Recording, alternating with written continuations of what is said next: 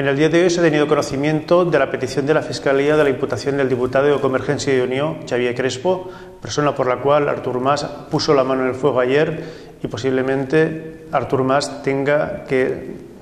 echar para atrás sus manifestaciones de apoyo. Asimismo, se ha tenido conocimiento de la detención del teniente alcalde de Convergencia y Unió también en Lloret de Mar, lo cual pone de manifiesto la gravedad del problema de la corrupción en Cataluña, sobre todo con el primer partido político en Cataluña, que es Convergencia y Unió. Convergencia y Unió, con su tensión independentista, lo que pretende en realidad es tapar los casos de corrupción mediante esta deriva independentista para buscar la impunidad judicial para todos los casos en los que se haya implicada.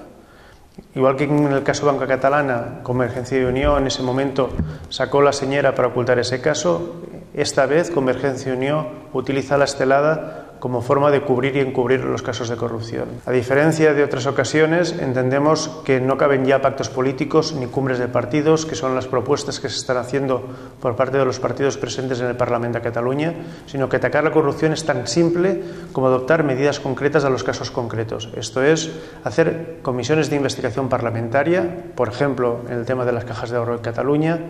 como expulsar a los diputados que estén incursos en casos de corrupción,